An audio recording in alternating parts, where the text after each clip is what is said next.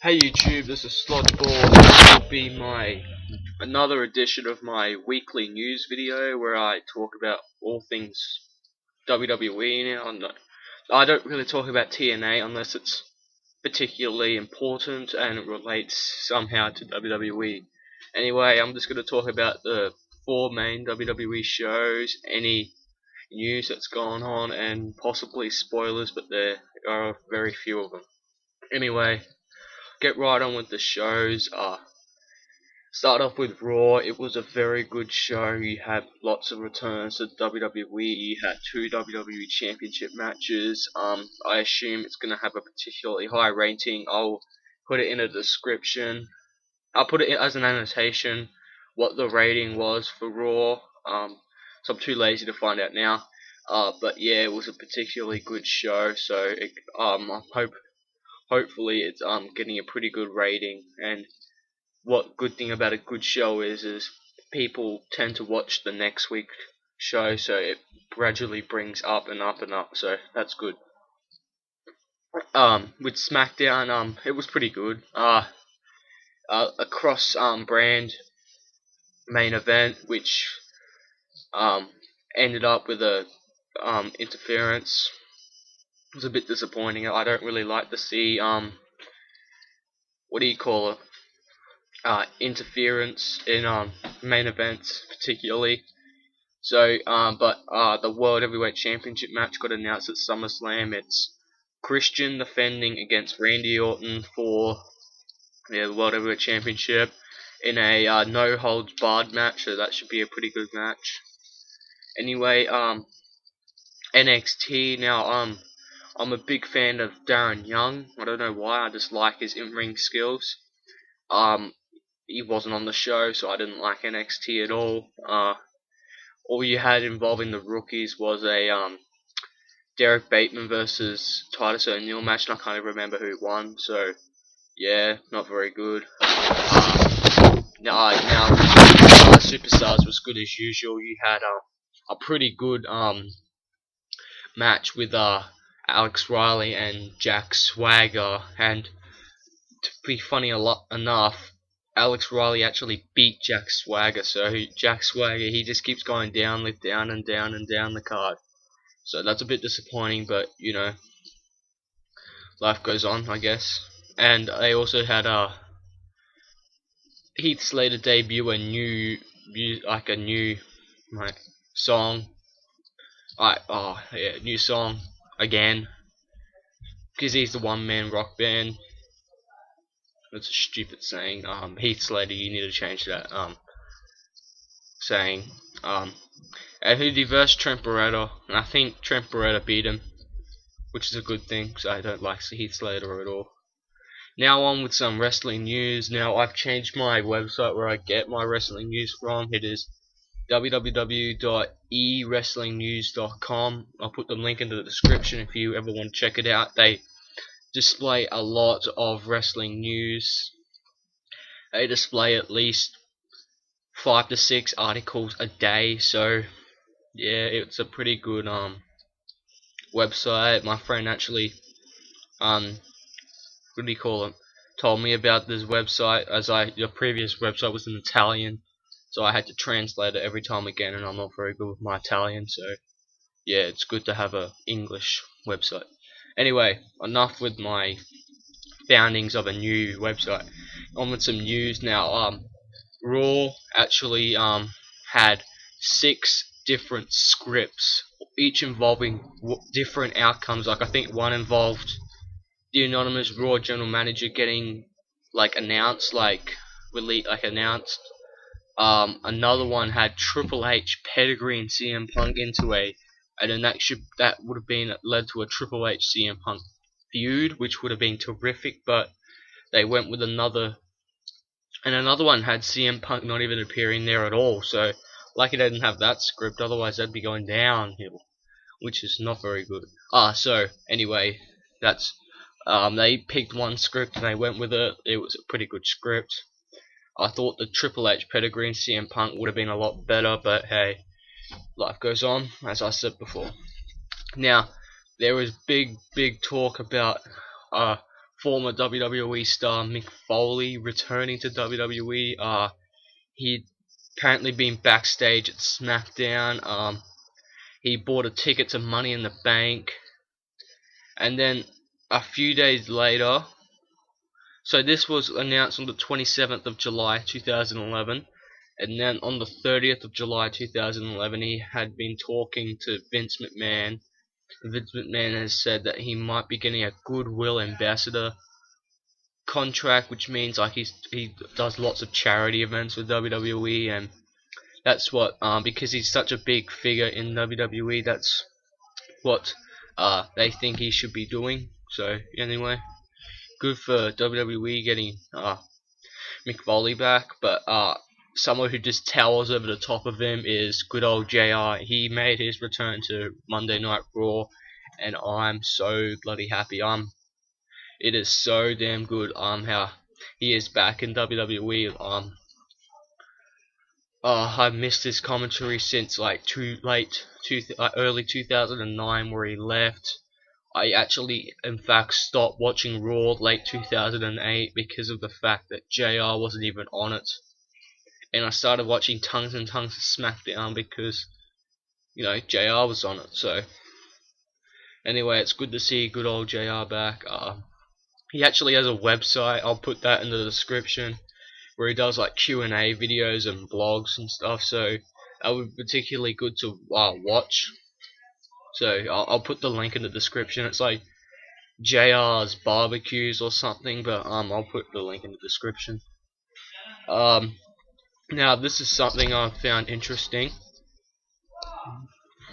Former Nexus member Michael Tarver was released following like several months of inactivity, but apparently John Cena intentionally broke his arm. Now that's what he said, and I think it's absolutely bullshit. Like, why would John Cena want to break his arm? And I'll get into it a little later. Like, but this is what he posted on Twitter. I think, yeah. So this is what he said. Family, I'm a bad man. Yahweh Nissi. So, stop me if you heard this one for starters. I went from sleeping in a car to being on 2 WrestleManias. Fun fact, this guy has a dream job, but an Av, he meets his girl as soon on his dream job he was to be away from his kids, so he makes it work while spending 3 years trying to get his daughter to Tampa to live away from his addict mother. Now, during his dream job, he fights, trains, show crazy potential on the mic, regarded as one of the best ever in developmental.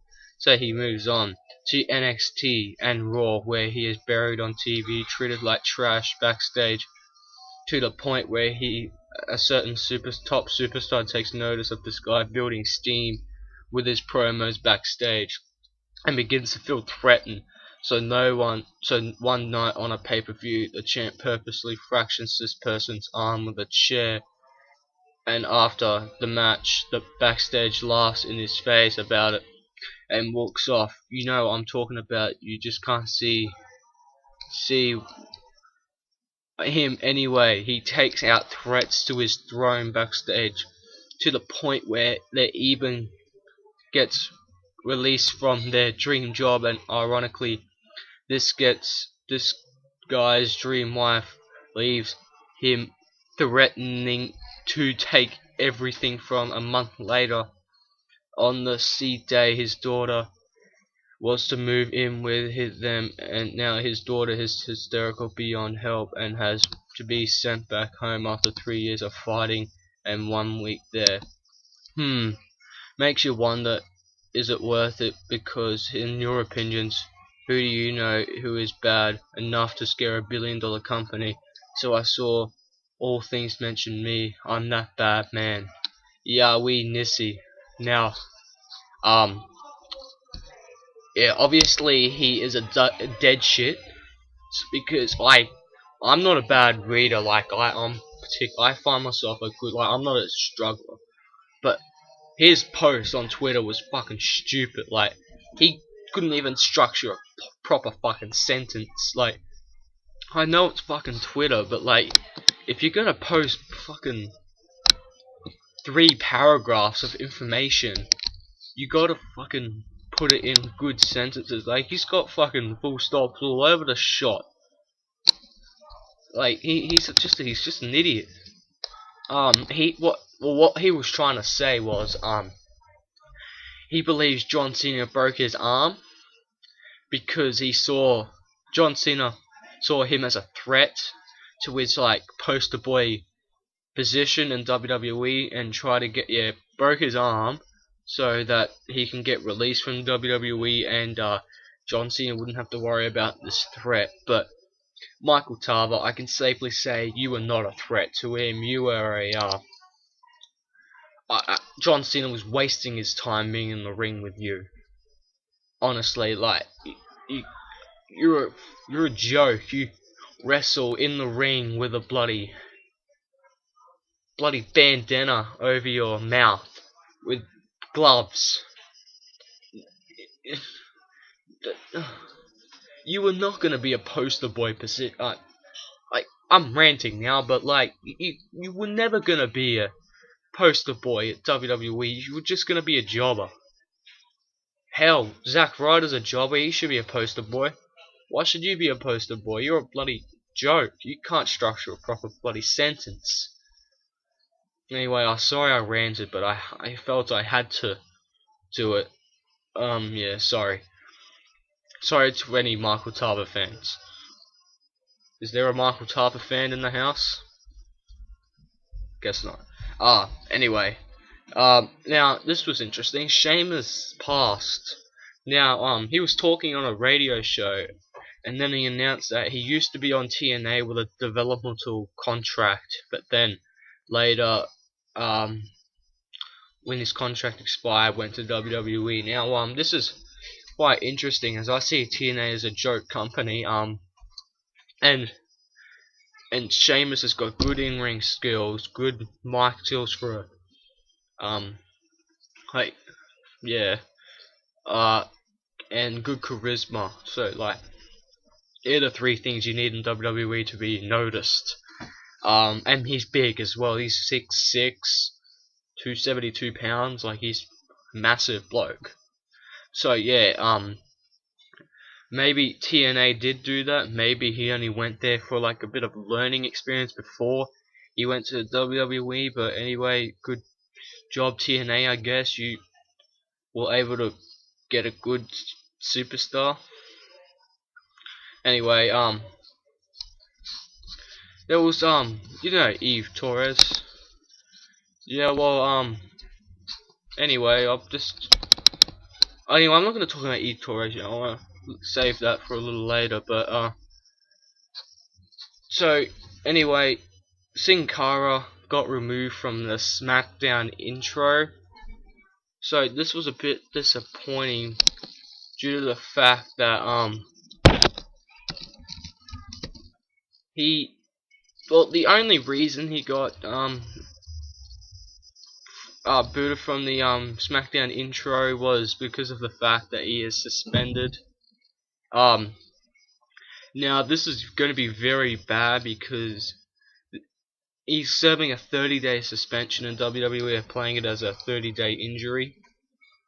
But WWE might actually terminate Sin Cara from WWE after what he did at Money in the Bank, like from like the wellness like he failed to like do the wellness, like he just obviously just botched himself out of the WWE.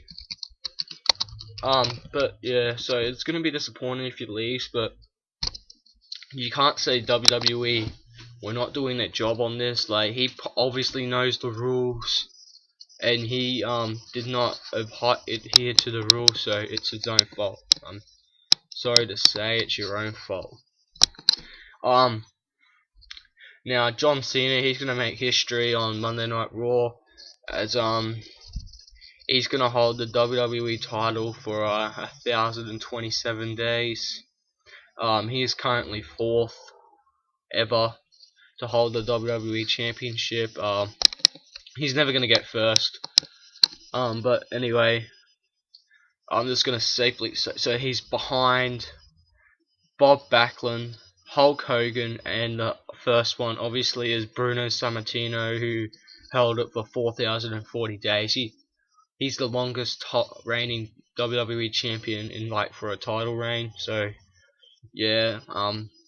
Anyway, now I want to talk about apparently there's this big major announcement for Raw, but I saw this expected. Anyway, WWE announced on Thursday via Twitter that CM Punk will speak this Monday on Raw. The announcement reads, breaking news. This Monday on Raw, CM Punk will make his first official statement since his shocking return to WWE. It was advertised during WWE Superstars that Triple H will have to resolve one unprecedented controversy with Punk and Cena holding two versions of the WWE Championship. So whether they're gonna have a champion versus champion match where winner takes the championship at SummerSlam, who knows? I think that's the best way to go with it. You can't just strip someone of the title, and you just can't do that. They have to have a match at SummerSlam, which would be very good, as I'm beginning to like John Cena's in-ring skills. He's actually delivering more than 6 moves. I know it's shocking as well, but he's delivering more than 6 moves. Anyway, this is the last thing I wanted to talk about. Eve Torres responds to criticism on the Divas division. So, the reason I left this last is because I actually lost her Twitter posts that she had. But anyway, Eve Torres took part in an interview with Peoria Journal Star promoting tomorrow night's Raw Live event at the Peoria Civic Center in Peoria, Illinois, where she will guest host. She was asked whether she finds working with WWE head Vince McMahon intimidating. So this is what she said. So this was in an interview. This is what she said. Vince has always been so hands-on, and that's why WWE does so well. You hear it straight from the horse's mouth, she said. So yeah, good metaphor, I guess. He teaches us what it means to be a sports entertainer and how to captivate an audience. He has given me personal feedback. Is it intimidating? Heck yeah, it is. Okay, I didn't think it would be. It's kind of hard to break the ice with him when you first starting here, but eventually you feel a little more comfortable. It's a family feel, the WWE. So she reckons it is intimidating working with Vince McMahon. So I guess she's a diva, and she does have a bit of pressure on her hands because the diva division sucks ass. But anyway, she also responded to criticism that the quality of the divas is lacking. So this is what she said, and I actually like what she said. We have to work basically in a man's world. I definitely, without sounding like I'm complaining, will state that we have it hardest in the WWE. You don't see much of us. When it comes to the live event, you get to see great diva matches you don't see on Monday Night Raw. We have great fun and some awesome kick butt matches. There are a lot of liberties we can't take on TV. I'm proud of the diva division. We're in a struggling place right now in terms of TV time. I know what each of us are capable of. So she what do you call it? Yeah, so she finds it difficult to make the Divas division noticeable, and I totally agree. She's working in a man's world, yes. They don't get much TV time, so they can't really, but the problem is with that statement was the Divas division used to be good. See, with Trish Stratus, Mickey James, Lita, who's another person? Candice Michelle. Those 4 were great in ring. And as soon as they all started to leave, it started going a bit downhill. They're starting yeah, they started pushing the wrong divas, like the Bella Twins, Kelly, uh Layla in effect, even though she did get better as she got the championship. And there's still divas that should be, because if any of them wrestled in a men's match, they'd all suck, but I'm talking on a diva's perspective. These have got good in-ring skills. Natalya, Beth Phoenix, Eve Torres, Alicia Fox, who's the other girl? Maurice is pretty good in the ring as well, even though she's a bit of a, yeah, they play her character a bit badly. Yeah, but those five were they're pretty damn good in the ring. And Beth Phoenix has never been a Divas champion. Eve Torres was like, she was like 2 before. Natalya was 3 before. Alicia Fox was Divas champion this time last year. And it was the 5th one I said. Maurice, she was champion a long way back. She was back in April or something, so last year. So yeah, it's a struggle, but this. Sorry, my neck's a bit sore, but yeah, they do struggle a bit with WWE Divas. Anyway, that's my weekly news video. Comment on anything I said. Is it wrong? Do you want me to do other stuff in the show? So I want to try and do this good. I might end up streaming it on a weekly, but I have to just get it out there first because it's not very popular, and I guess it will get popular, I think. So subscribe up there if you like. Links in the description to JR's website, and also the news where I get wrestling news. I get all my information from. Anyway, I'm Sludgeball. Hope you enjoyed this. See ya.